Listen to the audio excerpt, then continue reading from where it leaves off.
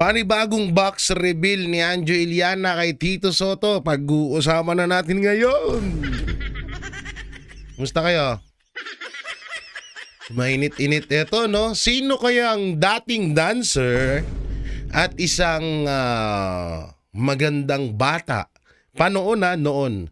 Ang kamuntikan ng maging jowa, yung dancer naging jowa.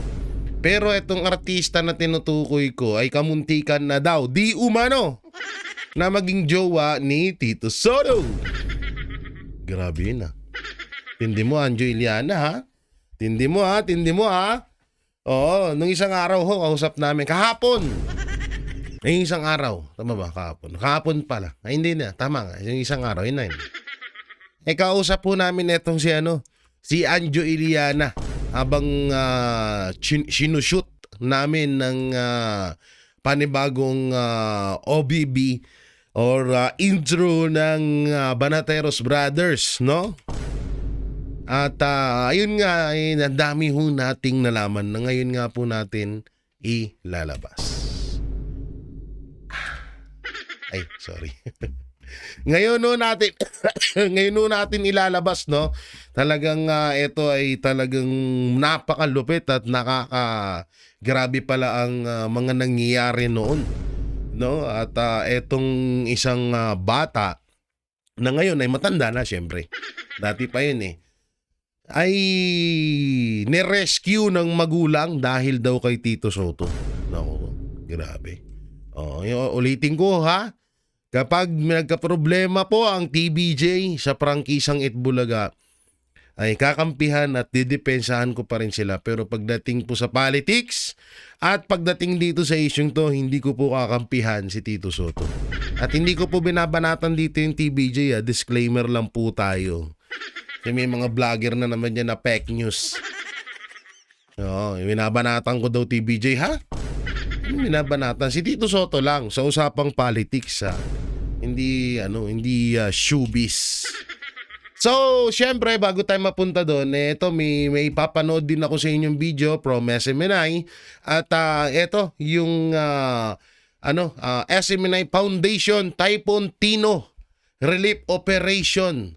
Ito po ay walang pilitan kung sino po ang may gusto na mag-donate at handang tumulong para sa mga kababayan natin. At para maging safe po ang pera nyo, hindi walang kaltas, walang bawas, walang labis, walang kulang. Ito po ang ating pagkatiwalaan, ang SMNI Foundation. Yan talagang buhos kung ano yung ibinigay nyo, talagang yun ang makakarating para sa ating mga kababayan. Nububo pa rin tayo. Yan, ha. Andyan po yung GCash number sa your donation. Yan, na merong 0995-284-9117 at meron ding 0917-714-1820. Alam nyo naman yan, hindi ko na kailangan pa explain dahil nung nagkaroon ng lindol sa Davao at sa Cebu, antimano po na talagang mas nauna pa sa gobyerno etong SMNI Foundation tumulong, no? At makikita nyo naman, hindi basta tulong lang, kundi talagang buhos biyaya ang SMNI para sa mga kababayan natin. Siyempre, hindi naman nila magagawa yan kung walang good leader sa kanilang kanilang natutunan kay Pastor Apollo Kibuloy. At ito, may papanood nga ako sa inyong video na kung saan ay ito ay pagpapaliwanag lamang po na pinapagusto pong iparating ng KOJC sa mangyayaring rally po ng Iglesia ni Cristo, ng mga kapatid nating Iglesia ni Cristo sa kung hindi ako kakamali, November 16. Bali 3 days po ata. 3 days na rally yan at kaisa po dyan ng ang KOJC. So ito po yung video para mas lubos nyo pong maunawaan. Sa isang opisyal na pahayag, inihayag ng Kingdom of Jesus Christ, the name above every name, ang kandaang makiisa sa iba't ibang relihiyosong grupo sa bansa sa sama-samang pananalangin para sa kapayapaan, katatagan at transparency ng Pilipinas. Binibigyang diin ng organisasyon ang kanilang pangako sa pambansang pagkakaisa at espiritual na pagtutulungan sa panahon ng mga pagsubok. Gayunman, nilinaw ng KOJC na hindi ito makikibahagi sa anumang pagkilos o hakbang na maaring magdulot ng kaguluhan sa pamahalaan. Binanggit ng grupo ang Roma Kapitulo 13, versikulo 1 hanggang 3 na nagtuturo ng paggalang at pagsunod sa mga namumuno bilang pagsunod sa kalooban ng Diyos. Muling tiniyak ng KOJC na mananatiling nakasentro ang kanilang misyon sa pananalangin, pananampalataya at pagtataguyod ng kapayapaan sa ilalim ng makatuwiran at makadiyos na pamamahala. So yan po, no, ayan po yung gustong iparating po ng Kingdom of the Jesus Christ. Ito pong pagsuporta ho nila sa magaganap na rally ng INC ay hindi po pagkalaban at hindi po paglaban sa ating gobyerno, kundi ito po ay pagsuporta sa ibang relihiyon katulad ng INC. Ito po ay pagsuporta lamang at sa paglabas ng kung anumang hinanaing ng taong bayan. Hindi po ito pagkalaban at wala din silang hangarin na magkaroon ng siraan or wala silang hangarin na ng magulong pamamaraan sa mangyayaring rally dyan. Yan na. So baka may mga fake news na mapanood kayo dyan na palaging ginagawa po ng mga kabilang mga makakaliwang vlogger. Tawagin na natin sila mga NPA vlogger. O tawagin na natin sila NPA vlogger kasi pag ikaw ay sumuporta ngayon sa Administrasyong Marcos, talagang matuturing ka na ikaw ay isang utak makakaliwa. Utak makakaliwa. Oh. So ganun naman obvious naman, di ba? Oh, at syempre bago tayo pumunta doon sa mismong topic natin, tingnan muna natin tong mga pasabog ni Marcos Jr. Kagaya na lang po ito, no? Tubig, baha. Pwede nang inumin gamit raw ang filter kit ni DSWD. Ang inom yun. Ginagago ba to? Ginagago nyo? Gago ba talaga kayo? Utang na walang... Ganyan lang kababatingin nyo sa amin? Sa aming mga Pilipino? Utang na, sasandukin namin yung baha. Tapos idadaan dun sa filter ng DSWD. Tapos inumin namin. Utang na ganyan kababatingin nyo sa amin? Gago ba kayo? Hindi ko inaano ho itong DSWD ang ano ko dito kay Pangulong Duterte, kay Pangulong Marcos. Kung yung project nyo na yan, pinundar nyo na lang ng paano magkaroon ng libreng mineral. Mga mineral, diba? Alam naman natin ngayon na binabayaran natin yung mga iniinom natin, yung aton yan, yung mga mineral water. Diba? Ay kung yung ginastos dyan, pinrovide sa isang or ibinili ng isang makina na para mag-provide ng libreng mineral sa bawat Pilipino, mas maganda yun. Yung alam mo, walang nang hanap buhay yung iba. Yung mga nagmi-mineral. Pero ito kasi parang alam mo yun, nakakaano na, parang ang baba ng tingin mo sa amin. Tubig baha, kahit sabihin na natin na maging mukhang malinis yan, hindi pa rin namin mawa 101% na malinis yan.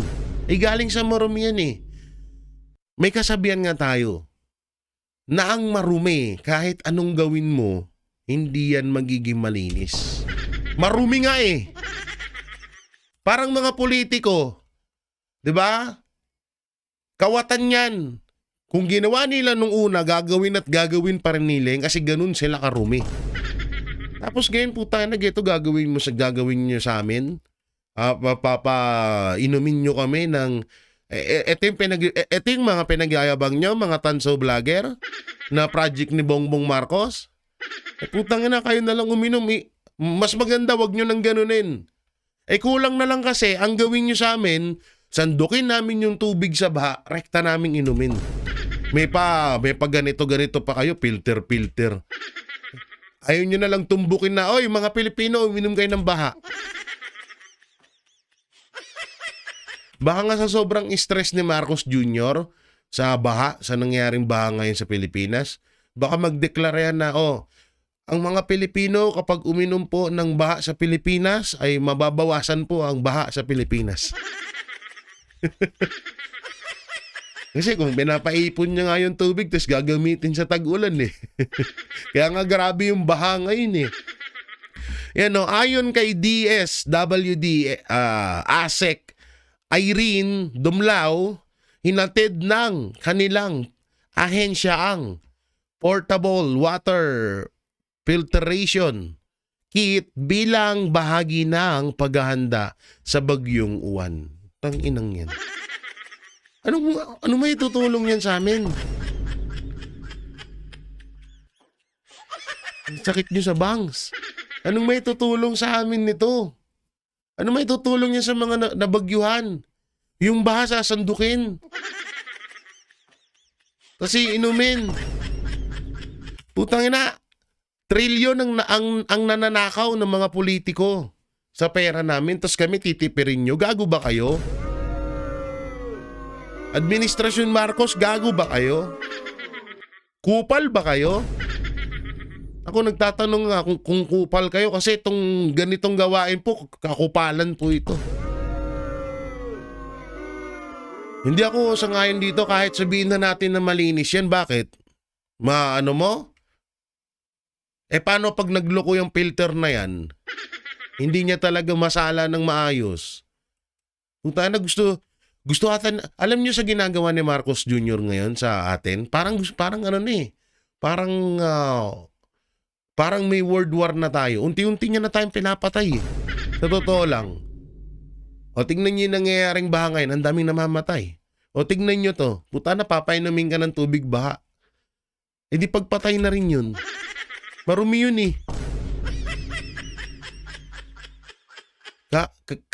nakakahiya yun. Nakakahiya yung Pangulo natin, no? Pinagtatawanan tuloy siguro tayo ng ibang bansa. Puro putang ina, sabi, iniisip na yung ibang lahi. Tangin ng tong presidente ng Pilipinas, abnormal ang puta. Abnormal ang gago. Utang na yung mga tao niya, ginawan niya ng timba na may filter tapos papainumin dun tubig ng baha. Gago putik. Kaya lalong kung nung mga panahon na kahit papano umaangat-angat ang respeto sa atin ng ibang mga lahi, ngayon binaba lalo ni Marcos Jr. So totoo may pakinabang pa nga si Pacquiao kaysa kay Marcos Jr. Kahit papaano si Pacquiao nagdala ng karangalan yan sa bansang Pilipinas. Utangin na si Marcos Jr. nagdala ng kakapalan. Nagdala ng kakapalan ng muka. Ewan ko, mga panateros, mga kabiyaya, kayo ba? Iinom dito sa filter na to. Wala naman tayong 101% na makakasure tayo na malinis yan. Hindi porket ininom ni Marcos yung tubig na galing dyan, safe na. Putangin na nga, pagpapa-hair follicle test niya, di niya magawa Paano tayo magtitiwala sa kanya? Diba? Paano tayo magtitiwala sa kanya? Sige, Marcos Jr., ganito. President Bongbong Marcos. Gusto nyo pong magtiwala ang mga Pilipino sa inyo at gamitin yung timba na yan? Gusto nyo bang magtiwala kami na safe talaga yung invento nyo na yan? Magpa-hair follicle test ka muna, patunayan mo, bigyan mo kami ng sapat na dahilan para pagkatiwalaan ka namin ulit. Yun. Yun, ganun dapat. Puta na, pagpapa-hair follicle test nyo, hindi mo magawa Diba? Alam naman natin ng mga adik wala sa katinuan utak. Wala sa tamang pag-iisip. Malay ba namin na ganun ka na? Diba? Kaya kahit tubig baha, kahit yung maruming tubig, iniinom mo na. Magpa-hair follicle test ka muna. Pag napatunayan mo at nagawa mo yon, balik ang tiwala namin sa'yo. Kakagatin namin yung mga imbento mo na yan. Pero hanggat hindi mo ginagawa hair follicle test, walang tiwala sa'yo yung mga Pilipino, tandaan mo yan. Yan ang totoo dyan. Kaya tigilan mo kami sa mga pautot mong ganyan, ha? Kung sa sarili mo, wala ka pa nga napapatunayan para pagkatiwalaan ka namin, eh. Nabudol mo nga kami nung una, eh. Tapos magpapabudol pa ulit kami ngayon ng pangalawa, pangatlo, pang-apat na beses. Huwag na, uy. Sa'yo na lang yan. Tanginan to. Sorry, naaawa kasi ako sa mga kababayan natin. Ganun kababaw ang tingin niya sa atin. Tangina, tubig ba papainumin tayo? O sasabihin sasabihin na naman ng mga tanso vlogger. Bakit? Gago ka ba? Ba't mo lalagyan ng tubig ba? Siyempre sa puta na, obvious naman, eh. Ginagawa nyo kaming tanga, eh. Ganyan ho kababa ang tingin sa atin ng Administrasyong Marcos. Diba? Ang pati basura gusto na ipakain sa atin, eh. Kulang na lang yung baha. Kulang na lang manawagan si Marcos Jr., eh. Para mawala at masolusyonan ng baha sa Pilipinas. Higupin nyo. Yun ata gusto niya, eh. Nahigupin na lang natin yung baha, eh. May pa-filter pa siyang nalalaman. Yun lang din naman din yung gusto niya. Tanginang yun. Hindi kami magtitiwala sa'yo.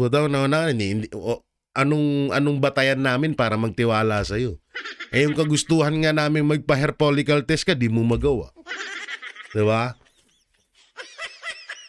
Tapos iinumin namin yung tubig na sinabi mong malinis. Tarantaduhan yun. Gago, eh, no? Etong DSWD naman, para naman kayong sunod-sunod. Ewan ko ba sa inyo? Siguro kayo na lang mag-inuman dyan. Ay, nako. Grabe utak ni Marcos Jr. Unbelievable. Ito pa isa. Ito pang isang kupal. Ito pa isang kupal. Romualdez, nananawagan ng unity sa gitna ng bagyo.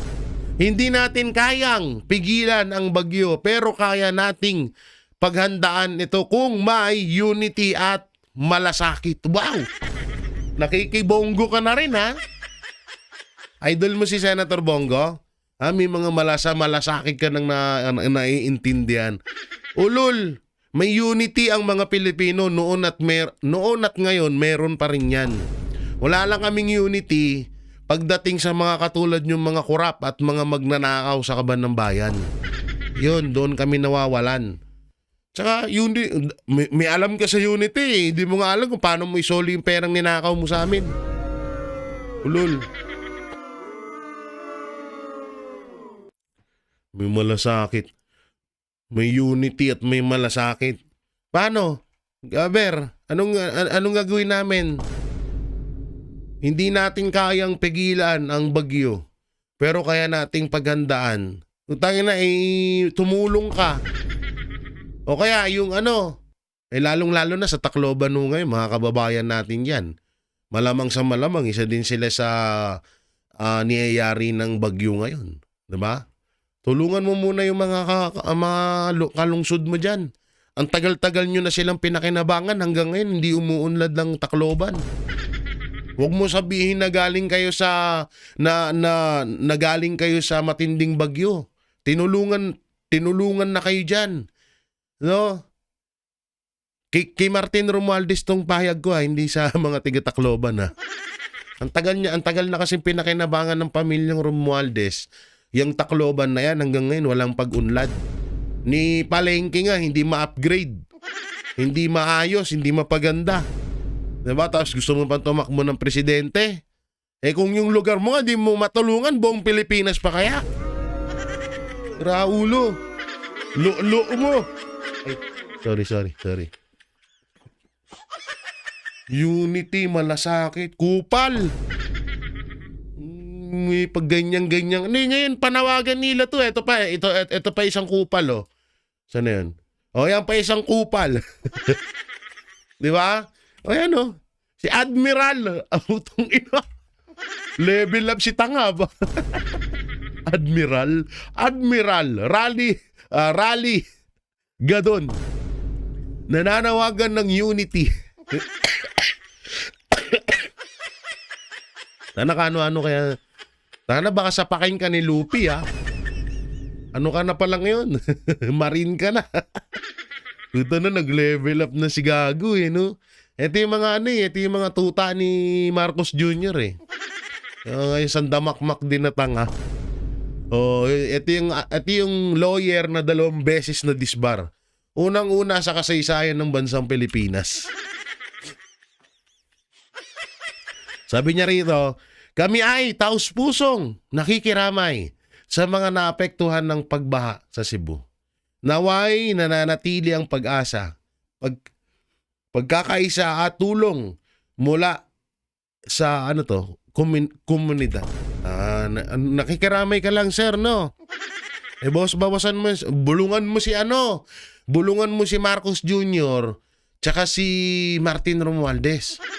Sabi mo kay Martin Romualdez na, boss, yung ninakaw mo na trilyon sa kaban ng bayan, bawasan mo kahit 1 bilyon lang. Itulong mo sa Cebu. Oo. Tapos si Marcos Jr. bulungan mo din. Sabi mo kay Marcos Jr. bawasan niya yung confidential fund niya. Magkano yun? 4.5 billion yun. Kahit 1 bilyon, hindi na siguro kawalan yun. I-donate niya sa taga Cebu. I-donate niya doon sa mga tao na nawalan ng mga hanap buhay, nawalan ng kabahayan. Total Admiral Larry Gadon. Rally tuloy. Admiral Gadon. Total para kahit paano naman ang tagal mo na sa Pilipinas para kahit paano mapakinabangan ka naman namin. Oh. Ganun na lang gawin mo. Bulungan mo na lang yung 2 amo mo. Baka sakaling makinig sa'yo. Baka sakaling makinig sa'yo kasi mukhang ikaw naman yung isa sa mga bubuyog na bubulong-bulong sa tenga ni Marcos Jr. Bulong-bulungan mo, ha. Minsan nilutin mo din yung panga para umayos. Ay, sorry. Ay. O eto na yung pambasag. Sabi ni Attorney Rowena Guanzon, Bongbong Marcos, total lagi kang walang alam. Yung confidential at intelligence fund mo, ibigay mo muna sa mga apektado ng bagyo. Baka matuwa pa ang taong bayan, especially the taxpayer. O yan ay, katulad nung sinabi ko kanina, di ba? Kahit man lang sana 1 bilyon. Anak ng teteng ang nangyayari ganito eh. Trilyones, bilyones, kung ako'y tawagin. Parang kanta yun, ah. Bilyones, trilyones po ang ninanakaw ng mga kupal, ng mga demonyong politiko sa kaban ng bayan. Pero ang administrasyon, pag nagbigay ng tulong sa mga kababayan nating nasasalanta ng kalamidad ngayon, milyones lang. Jackpot na mabigyan ka ng halos malaking halaga. No? Etong sa Cebu, deserve nilang mabigyan ng malaking halaga. Kung maaari nga lang, bigyan sila ng bilyon eh. Diba? Para panimula, pang negosyo, pang materyales sa bahay. Baka mamaya pang kulungan ng aso na naman ibigay mo, Marcos, ha? Wag naman. Parang awa mo na. Ang dami mo nang nanakaw. Ang dami nyo nang nanakaw na magpinsan. Parang awa mo na, ha? Anak ng teteng. Kahit yan lang, kahit pa paano matuwa naman kami sa'yo. Hindi yung araw-araw galit kami sa'yo. Ha? Tama tong sinasabi ni Atty. Rowena Guanzon. Bawasan mo yung intelligent fund mo. Bawasan mo yung bawasan mo yung pera mo diyan. 'Di ba noon pa man mayaman na kayo? Oh, o kaya ipahukay mo yung Talano Gold sa mga vlogger mo. Marcos, ipahukay mo yung Talano Gold sa mga vlogger mo. Tapos ibenta mo yung gold, bigay mo dyan sa Cebu kung ayaw mo bawasan yung intelligent funds mo. Hayop na yan. Tayo na no? Ang laki-laki, bro mo, 4.5 billion. Tapos lagi siyang walang alam. Buti pa yung Vice President nalalaman yung kalakaran at nakawan sa gobyerno. 'Di ba? Pero yung magkano lang confidential fund, 125 million. Paulit-ulit pang sinilip yun, ha? Kung saan daw ginagamit. Nakesyo ninakaw daw yun. Pero yung 4.5 billion na confidential fund ni Marcos Jr., puta na, walang pinatutunguhan. Bakit wala siyang alam? Sana laging walang alam eh. Hindi ko po alam bakit tayo nagkaganito. Hindi ko po alam kung bakit nakapagnakaw sila. Hindi ko po alam kasi yung sabi nila sa akin, may 5,500 na flood control. Yun naman pala, wala lang. Guni-guni. Ay, naku mo, Marcos Jr. Oh. Pati rin pala siya nanawagan eh. Marcos Jr. nananawagan ng unity sa gitna ng bagyo. Magkaisa tayo, ang bawat segundo ay mahalaga. Wow! Wow! Ikaw pa talaga may ganang magsabi niyan? Di nga. Truly. bawat mahalaga. Putangin na, nung panahon ni Pangulong Duterte, pag alam na may malaking bagyo na papasok sa bansa natin, automatic yan. Nakaprepare na yung mga rescue, mga first aid, mga relief goods. Putang na ikaw, nagbabantay ka eh. Pinaisip ako. Bigla tuloy ako natawa. Putang na, di ko alam kung pwede kong sabihin to. Baka mayari ako eh. Ang hilig mo magbantay, Marcos. Putang na, baka malo. Lutangin na yun. Alam ko na ngayon kung bakit ang hilig mo magbantay. Dahil, alam nyo, gawain ng mga adik yun. Tayo na kaya wala hilig mo magbantay ng bagyo, ha? Siguro pagkatapos mong tumira, binabantayan mo na yung bagyo. Tayo na. Lagi na lang kada may bagyo. Nagbabantay po, binabantayan po natin ng maigi ang bagyo. Wala man lang tayo marinig sa kanya na, okay po, nakahanda na po ang first aid, ang tawag dito, ang mga relief goods, mga pangunahing pangangailangan ng mga Pilipino pag dumating na po ang sakuna or pag dumating na po ang bagyo. Hindi, maririnig natin. Nagbabantay po kami sa bagyo. Patuloy po naming binabantayan ng bagyo. Kaya naman pala, walang tulog lagi. Lagi nagbabantay. Bagay, okay yan. Dinaig mo pa yung vlogger na kahit saan may bagyo, pinupuntahan niya. Dapat pinalitan mo na lang siya eh. Kaya pala eh. Okay. Pumapunta na tayo dun sana. Meron pa ba? Meron pa ba? Eto, ayan. Ulit-ulitin natin to, ha? Walang mga disgaya kung walang saldiko. Walang saldiko kung walang Martin Romualdez. At kung walang Martin Romualdez, pag walang Martin Romualdez, walang Martin Romualdez kung walang Bongbong Marcos. Ito talaga ang nangyayari ho. Ito po yung pinakakatotohanan na nangyaring korupsyon sa bansang Pilipinas. Kaya nga, ang nagtataka ako bakit laging walang alam si Marcos Jr. Kung wala siya, wala ang pinsan niya. Kung wala ang pinsan niya, walang saldiko at mga diskaya. Yan po yung totoo dyan. Na yan po yung ayaw nilang malaman ng taong bayan. Pilit nilang tinatabunan yan at kung ano-anong issue ang ginagawa nila para hindi natin makita. 'Di ba? Para hindi natin mapansin. Pero, sawa ni pera, hindi naman ho tanga ang mga Pilipino. Napakalinaw na ho ngayon sa atin yan na talagang etong tatlong to ay magkakasabwat sa nakawan ng pera ng taong bayan. O eto, panoorin na natin tong pasabog ni Anjo Iliana ulit dito, no? At dito kay Senator Rapi Tulfo na isa din sa mga tuta ni Martin Romualdez. Oo, isa din sa nananahimik. Ang ingay-ingay nito dati. Alam naman natin na si Senator Rapi Tulfo ay isa yan sa mga masasabi mong galit sa mga lalo't kapag niyuyurakan ang karapatan ng taong bayan. Pero bakit nananahimik ngayon?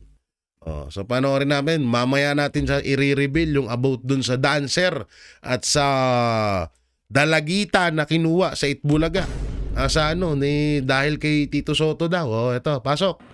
Siguro napapanahon na para malaman niyo na ang totoo. Aba.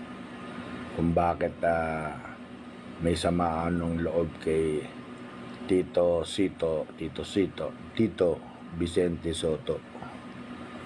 Kasi alam nyo, nung pa-last term ako ng konsehal, kinausap niya ako kung pwede daw yung Castelo na konsehal ipalit sa akin. Pero ayaw ni Joy Belmonte, ni Vice Mayor Joy Belmonte, kasi mas gusto niya ako kaysa dun sa Castelo. Ang usapan kasi nila, pag naging konsehal si Castelo, aatras na, wala nang kalaban ng kanyang Vice Mayor na si Gian Soto. Pag pinasok yung Castelo sa lineup ni Joy. Kinausap ko si Joy. Sabi ko, no. Sabi ni Joy sa akin, no, Anjo, I want you. Ikaw ang gusto kong konsehal. Nung kinausap ko si Tito Sen, minura ako ni Tito Sen. Ba? Sabi sa akin, PI mo, ganyan-ganyan. Nako. Hindi na ako nakipagtalo kasi sabi ko nga, kasama ko sa Itbulaga. Sige. Ano na lang ako, tatrabaho na lang ako sa Itbulaga. Yung pangalawang kasalanan sa akin ni Tito Soto, na tinuring ko siyang kapatid, minsan nga tinuturing ko siyang ama, nung binakbakan ako ni Rafi Tulfo. Yung mga kasinungalingan ni Rafi Tulfo, nung ako po natulpo, yung kapatid ko naman yan tinulpo, hindi naman ako nandun lang ako Mas sikat lang kasi ako sa kapatid ko, kasi kaya ako ang diniin ni Rafi Tulfo. Yung eskwelahan sa Lucena, na mali-mali ang bintang, mali-mali ang pinalabas, camera kami. Pero kung papanoorin mo mabuti, kinuwartahan lang kami ni Rapi Tulfo. Nako po. Ang sama ng loob ko noon, kasi hindi man lang ako tinulungan nitong Tito Soto. Anong klaseng kaibigan yun? Mabuti pa si Tony Tobera, tinanong ako, Anjo, ano yun? Sabi ko, wala yun, sir. Mga i-invento lang nila yun. Totoo naman na sinasabi ko. Anong sasabihin ko? May papeles yung building namin. Lumipat lang kami ng location, kaya natagalan yung... The school was legal. Na-late lang yung pero pinalabas ni Tulfo. Illegal. O sayang yung mga estudyante pinag-aaral namin ng libre. Ano nangyari? Wala na ng eskwela, nagsarado na. Imbis na makatulong kami, ganun kasama ang ugali ng Rapi Tulfo. Kumita lang, makagamit ng tao, gumawa ng kwento, kumita. Yan. Yari ka dito. Very, cyber ang kaso dyan. Inaantay ko lang yung pagkakataon makaayos ako, makakita ako ng abogado. Pero, si Mr. Tobera, buti pa siya, tinanong ako, sabi ko, sir, okay lang yan, wala yan. Wala akong demanda.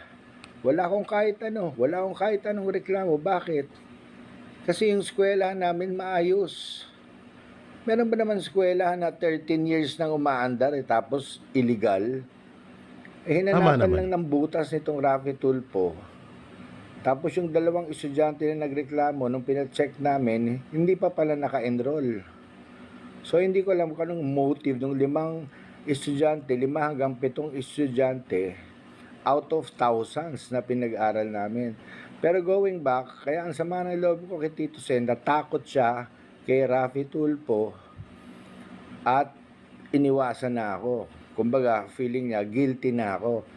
Parang, Alam nyo, naiintindihan ko yung pinupunto dito ni Anjo Iliana eh.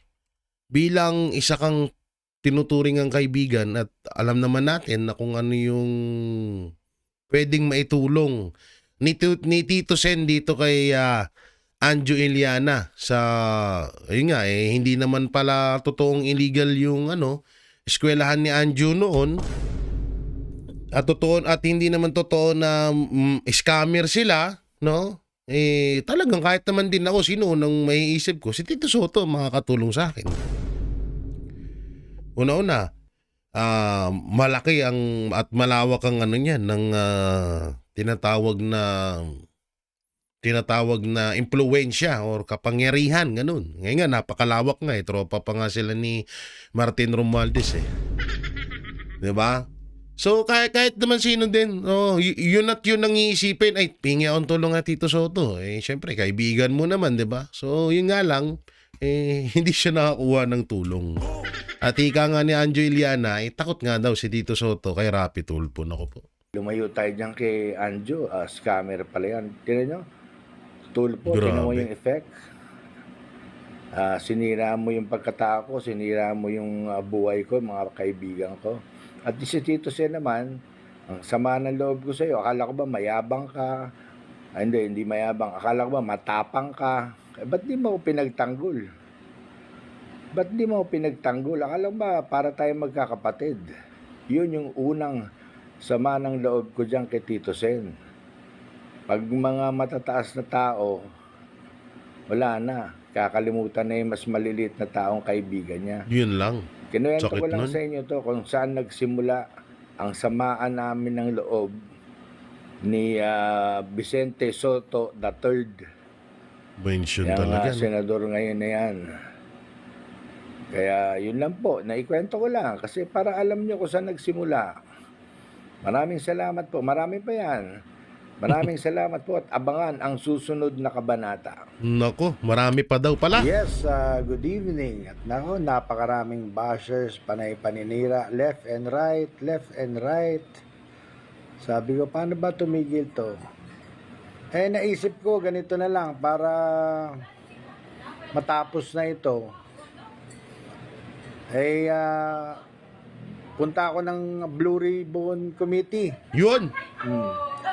Sa Blue Ribbon Committee, inaalok ko yung sarili ko na imbitahan nyo ako dyan. Okay? Tapos, magtanong kayo kung anong gusto nyo. Magsasabi ako kung anong gusto ko. Pero isa lang ang kondisyon. Gusto ko, may nakakabit sa akin na lie detector test. Ha? Para matapos na lie Bakit? detector test na yan Ayo, maganda yun. At inahamon ko, yung nagsabi sa akin na sinungaling ako, dalawa kami, magpa-lie detector test. O di tapos, di malalaman na kung sino nagsasabi ng totoo o hindi. Di ba? O di tapos na, di Merry Christmas, Happy New Year to all na. Di ba magandang idea yun? Oo nga Kaya naman. inuulit ko, para matapos na tong siraan, kasi buong Pilipinas na involved. Imbitahin niyo ako dyan sa Blue Ribbon o kahit sa Senado. Imbitahin niyo ako. Dalawa kami, anong tawag doon? Na lie detector test. Tapos, pwede niyo kaming tanungin. At pwede ako magkwento. Yan. Siguro naman, pagkatapos nun malalaman na natin kung sino nagsasabi ng totoo. At kung sino ang nagsisinungaling. Pero ang tanong dyan, Sir Anjo, i-reveal mo na ba? Umabot ka na sa Blue Ribbon Committee. I-reveal mo na ba yung mga kabit doon pag pinatawag ka? Yan ang tanong. Okay ba sa inyo yun? Ganda nun, live. Baka pa to all-time high to. Lahat ng channel nakatutok malalaman na. Magpustahan pa kayo, pustahan kayo kung sinong sinungaling sa amin. Oo nga pala, no? Bakit? Alam nyo, may punto si Anjo eh. Di ba dyan sa may Blue Ribbon Committee, dapat salpakan ng lie detector test no? Para kita mo kung pag nagsisinungaling. Di ba doon magaling si Senator Rapi Tulfo? Ba't hindi niya gawin? Ba't kaya hindi ginagawa nga naman yun, no? Isip din ako dun Dapat nga ganun ang ginagawa talaga eh. O, di ba? Ang ganda, di ba? Sandali lang yun. Mga 10 minutes lang yun. Tapos na yun. Malalaman na kung sino nagsasabi ng totoo o hindi. O, yan. Suggestion ko yan. Blue Ribbon Committee. At dalawa kaming naka lie detector test. Ang pangalan ko Andres eh. Atapang atawa ko eh. Kaya naghahamon ako ng ganito. Para matapos na. Kaya Kasi pala, meron Anjo. pang mga mga patirada patalikod eh.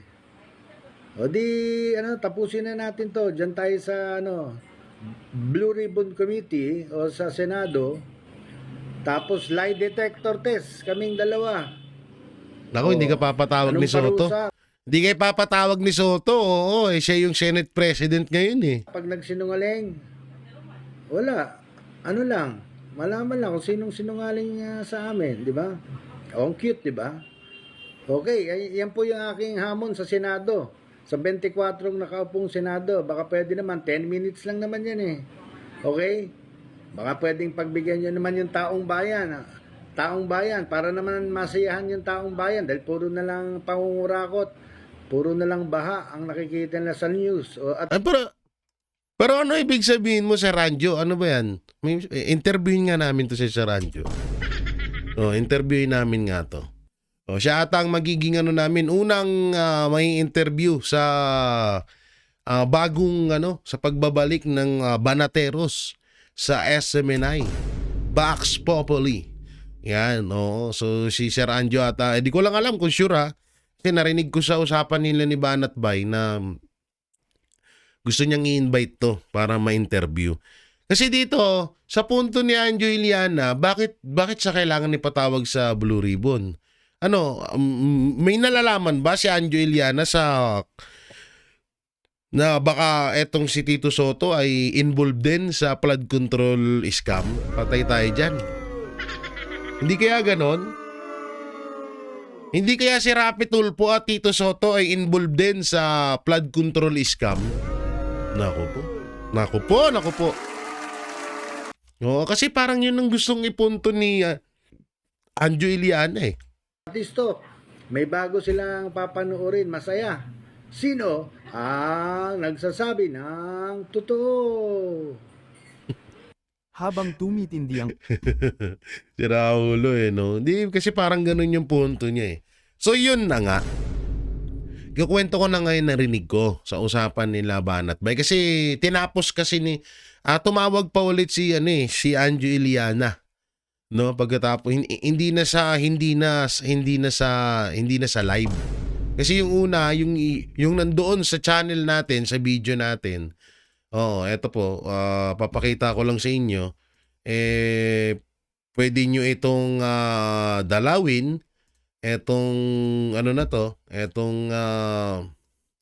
video na to, pero hindi ko na to papano. Dito kasi is naka-live si Anjo Iliana dito sa dito sa video na to. Yan kung makikita nyo yan. Yung video ko na yan, naka-live diyan si Anjo Iliana sa TikTok. Pero nung pagkatapos ng call nila, tapos nag-end live din ata si Anjo, at nag-contact ata si Anjo Iliana kay Banat Bay to Facebook. Yun nga, may mga ni-reveal si Anjo Iliana. May mga narinig ako na konti. Chismoso ka, Jay. Baka chismoso ko. So ito, panoorin nyo na lang to sa channel natin, panoorin nyo na lang itong upload ko na to na yan, yung box reveal ni Anjo Iliana. Ni Anjo kay Banat Bay, may hinipuan si Tito Soto. Yan panoorin nyo na lang yan doon. So dito, yung nga ikukwento ko sa inyo, may isang hindi ko sure kung sino tong babaeng to. Saan ba tayo mag-uumpisa doon sa dancer? sa dancer na naging karelasyon di umano ni Tito Soto. Uy! Dulas ako dun. Nadulas ako, guys.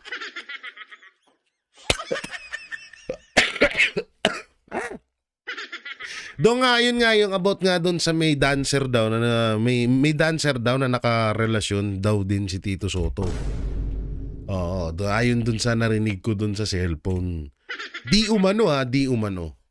At yung isang bata siya noon na artista,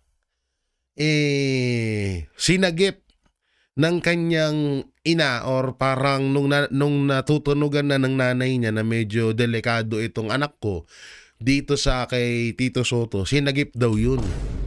At para ilipat ng, paano ba? Pag sinabi ko kasi ito, mahalata agad eh. Basta sinagip siya ng magulang para ialis doon sa Itbulaga. Ulitin ko, hindi ko binabanatan ng Itbulaga. Kinukwento ko lang po yung mga narinig ko. Yun, sinagip daw yung bata na yun. Bata siya noon eh. Siyempre ngayon matanda na. Noon pa naman yun eh. Is para iiwas nga dito kay kasi parang natitipuhan ata siya, ganun. ganun ata siguro, no? Or hindi natin alam. Parang trip siya. Oo, siyempre bata, maganda at fresh. Ay, sorry. Kaya yun ang dahilan kaya nirescue siya ng magulang niya. Inalis daw siya agad. Yun lang. Meron pa ba? Hinaalala ko pa eh. Marami pa siguro yan. Pero yung about naman sa eto nga may mga nababasa tayong comment na bakit daw sinisilip yung personal na buhay ni Tito Soto, hindi daw yung kesyo daw yung performance niya daw sa Senado dapat yung silipin. Eto paano namin sisilipin ng performance ni Tito Soto sa Senado? Wala ding kwenta. Ngayon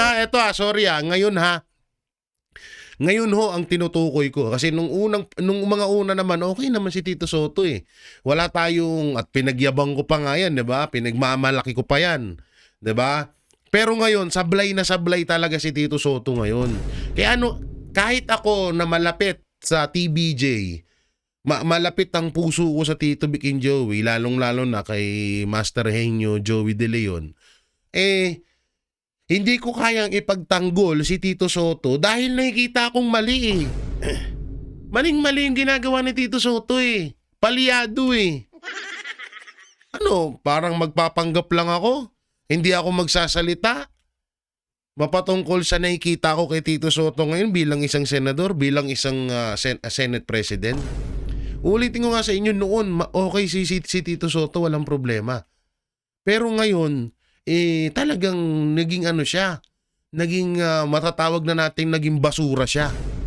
Ang tagal-tagal niyang iningatan yung pangalan niya, yung kanyang performance sa pagiging senador na maayos naman, sinira niya ngayon. Ang katwiran niya nga daw doon, hindi naman na siya tatakbo sa susunod. Pero yung ulitin ko, paano ko ipagtatanggol si Tito Soto? Nakikita nga nating mali. 'Di ba? Tutang-tuta ang ganap niya kay Martin Romualdez eh. O tingnan mo, eto na lang, napaka basic lang. Magkakaroon ng Senate hearing sa Senado. Senate hearing nga eh. 'Di ba? So, yung pinaka gustong imbitahan doon sa investigasyon na yun, na si Martin Romualdez, makikipag-usap ka. Senate President ka. Ikaw ang naglagay kay Ping Lacson bilang maging chairman ng Blue Ribbon Committee. Bakit ka makikipag-meeting, bakit ka makikipagpulong kay Martin Romualdez na alam mo naman na kasama yan sa iimbestigahan? Iisipin na lang namin na kinukumbinsin mo lang si Martin Romualdez na dumalo sa Senate hearing, ganun ba? Nubo pa tayo. Hindi naman kami tanga. Eh syempre iisipin namin dyan na kaya ka maikipagpulong kay Martin Romualdez is paghahandain mo si Martin Romualdez ng mga sasabihin at kung ano yung mga gagawin ninyo sa Senado. Paano nyo kami paikot-ikutin? Diba? So doon palang maling-mali na eh. Doon, tapos pangalawa yung sa impeachment ni Vice President Sara Duterte na ang dami-daming kailangan ang dami-daming kailangang tumbukin. Bakit mo kailangan pang pag-aksaya ng panahon mo dyan sa impeachment na yan? O diba tutol siya sa pag-archive ni Senator Chis Escudero nung panahon na Senate President siya.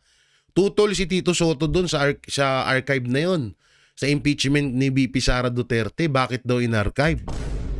O ngayon, matatapos na yung taon, may panibagong impeachment kay VP Sara. Tingnan nyo kung anong gagawin ni Tito Soto. Hindi tayo alam ko na maka-Duterte si Tito Soto, pero ngayon iba na.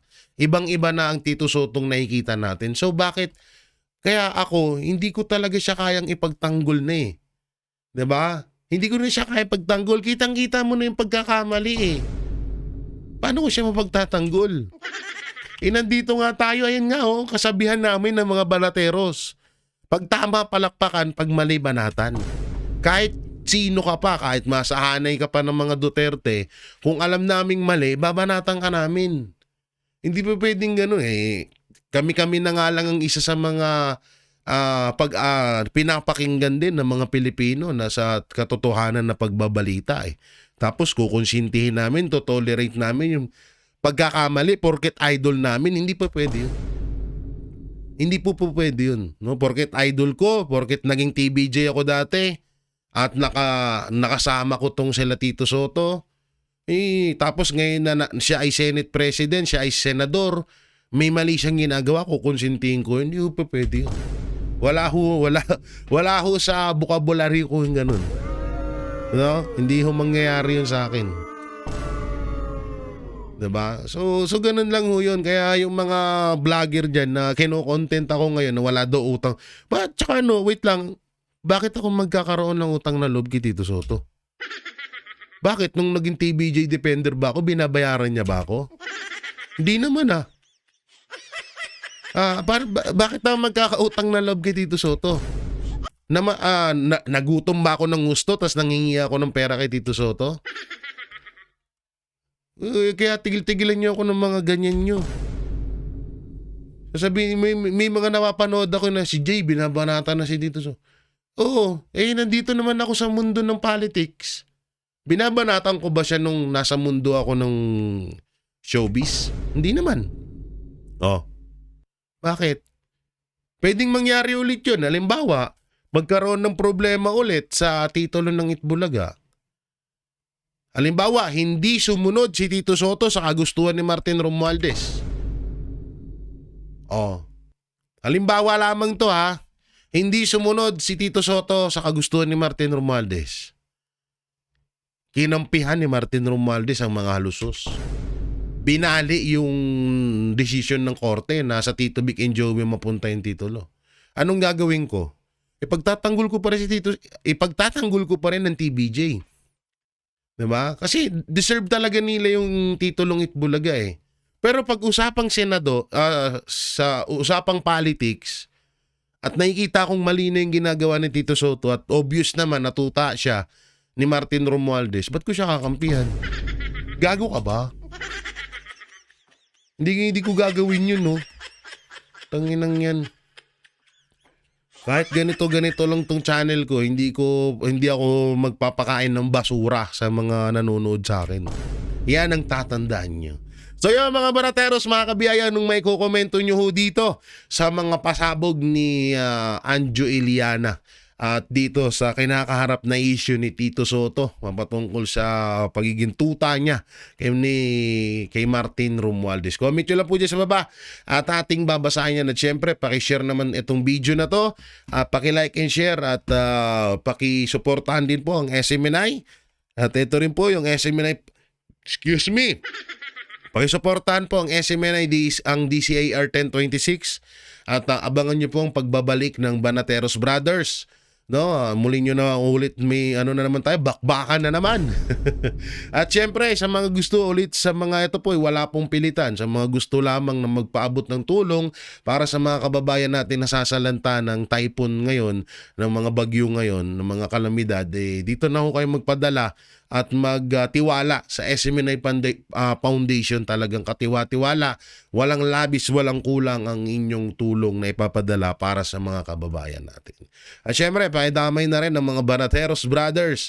Yan na sila, ang mga kapatid ko sa Banateros. Yan sila Banat Baiko, Choli, Boss Dada, Master Judea, Sir Jack, Paring RJ at mga tropa pits natin na sila Donmar TV at PH Update. So yon, maraming salamat. Ingat po kayo palagi. God bless and peace and bye-bye. Yan ang Banateros, walang inuurungan. Pag tama palakpakan, pag mali ay babanatan. Yan ang Banateros, boses ng ordinaryong Pilipino.